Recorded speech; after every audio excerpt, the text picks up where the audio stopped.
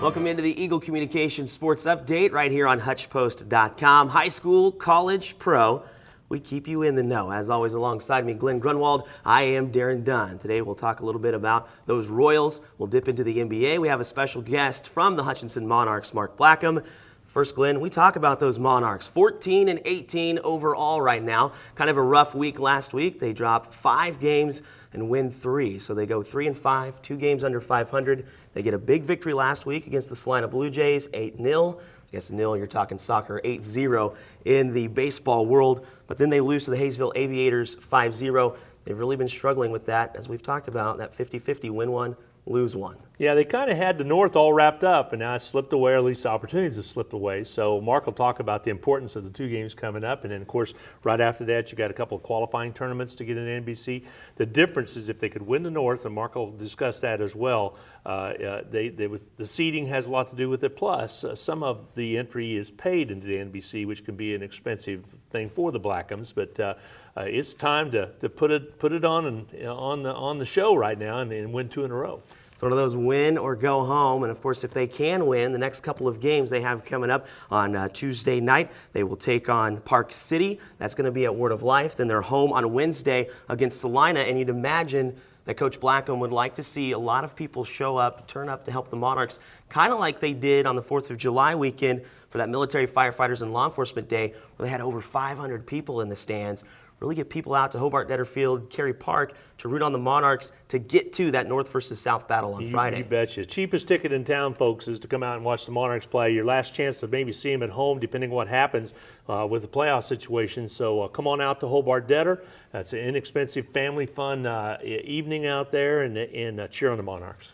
They've seen some sparks of brilliance. We go back to the losses to Park City, but then they actually get a victory in that doubleheader against the Newton Rebels, which Newton has been a really good team, especially when it comes with that matchup with the Monarchs. But you see, they go down. 13-0, the Monarchs really lay it to them, but just to see the Monarchs lose then 2-1 in the next game of the doubleheader. Yeah, you can tell the frustration Marc has had. He's going to talk with you coming up in just a few minutes about why that is happening. And again, 2 big games coming up, no doubt about it. They got to put it together.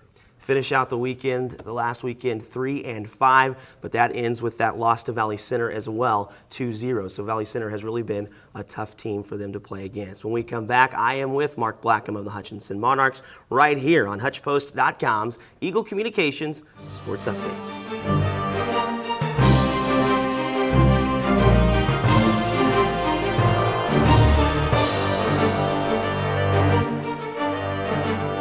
Welcome back into the Eagle Communications Sports Update right here on HutchPost.com. I'm joined by the aforementioned Marc Blackim, your general manager and pretty much owner here of the Hutchinson Monarchs. And we find you here in the season, getting ready for postseason.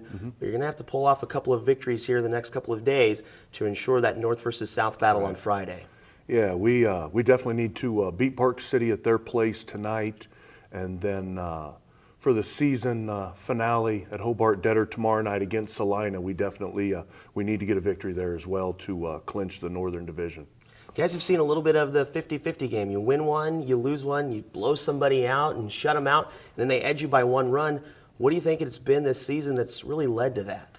You know, you're right. I mean, it's like we've got 2 or 3 different teams wearing the same uniform. We'll play really well one night, score a bunch of runs. Then the next night we'll pitch it well, but we won't hit. You know, I see a lot of that. We have a lot of younger talent this year. A lot of, redshirt freshmen and a few sophomores. It's been an adjustment trying to get used to the wood bat over swinging the metal bats like they do in college. And for a lot of these young men, they've played more baseball in the past 30 days than they played in their whole college year. So it's been an adjustment to get used to the everyday playing and taking care of their body and doing the right things. What is your message to your team to try to get them back to a level of some sort of consistency? Have fun. Quit pressing. I see a lot of our guys right now are really pressing. They see where we are in the standings, and they want to make the NBC World Series, and it's important to them. And I just see that they're pressing a little bit, and I just ask them, relax, go have fun, do what you enjoy doing, and you'll be fine. Do you find it's easier sometimes in those moments to tell them to have fun rather than trying to coach them up on little bits and pieces of their game? Absolutely. At this point, they know what we expect. They know what they can do. It's all about them relaxing and going out and just enjoying playing baseball and making the fundamental plays. They'll be fine. Two big games we mentioned coming up. Of course, you talk about Tuesday night against Park City, then you're home. We'd like to see the home fans against Salina as you take on the Blue Jays. What is your plan of attack going into these two must-win games? Well, fortunately, tonight, Park City's going to see a pitcher tonight that they've never seen before. We brought in a pitcher late this year. This will actually be his first start and first outing of the year. He was with us last year, so I know a lot about him. Throwing a left-hander tonight, which will be good, and then tomorrow night we'll throw another left-hander in Austin Southmead from Central Missouri State, who's had a really good year with us. So, if we can be consistent on the mound, get some key hits together, I think we'll be fine. Monarchs need a couple of wins. That could put them in the North versus South best-of-5 battle starting on Friday. It's Marc Blackim with the Hutchinson Monarchs. When we come back, Glen and I will talk a little NBA and the Royals right here on HutchPost.com's Eagle Communications Sports Update.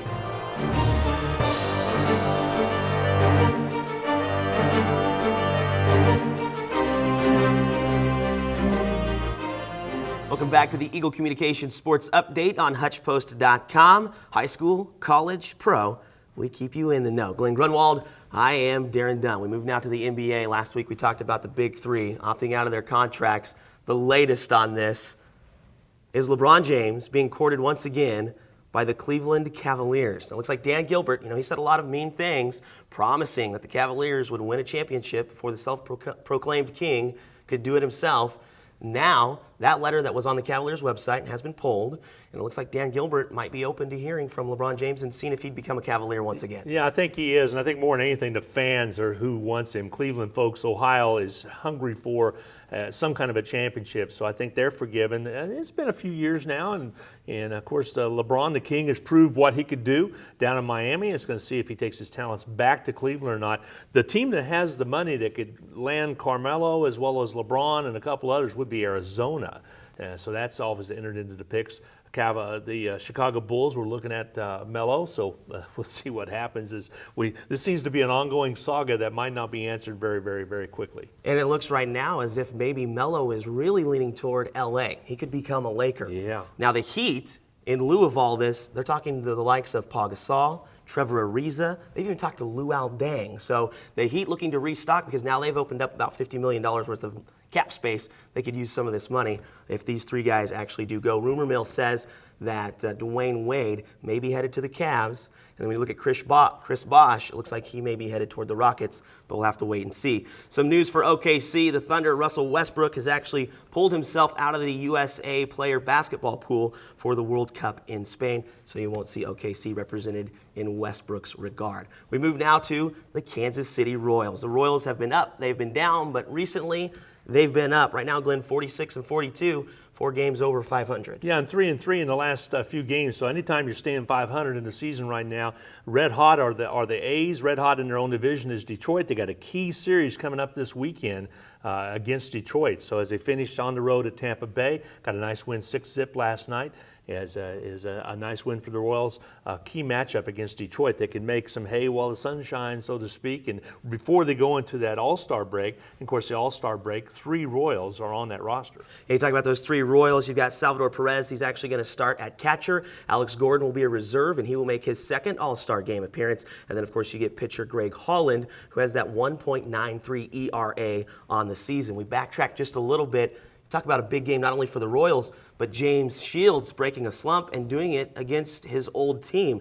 He had dropped he actually has only won 1 of his last 4 appearances. It comes big with 10 strikeouts against the Rays. Yeah, and a 6-0 win over the Rays. Shut them out, and anytime you can get a shutout in your career, it's a good one. So Shields showing why he's valued to the Royals, and had to be fun for him going back to Tampa Bay area and coming up with a big win. It was nice to see some multi-hit games. You get that from Gordon and Infante, who basically duplicate one another. They both go 3 for 5. They both have 2 RBI, and then also they score a run each. A couple of other guys with a multi-hit game, 2 each for Kane and Hosmer. So the bats are coming alive. Now it has to be produced with the victories, and you saw that against Tampa Bay. You see a split with the Twins last week. 1-1 there, and then they fall over the 4th of July weekend 1-2 against the Cleveland Indians. But from here on out, especially with that All-Star break coming up, you can only look to see good things.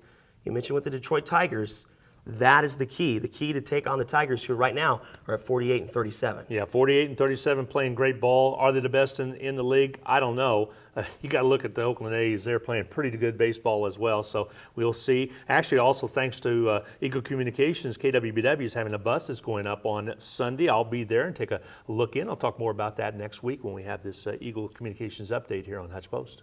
2 more against the Rays before the Royals do take on the Detroit Tigers. The Rays struggling this season at 41-51. Hey, for Glen Grunwald, I am Daren Dunn. We'll catch you next time on the Eagle Communications Sports Update right here on HutchPost.com.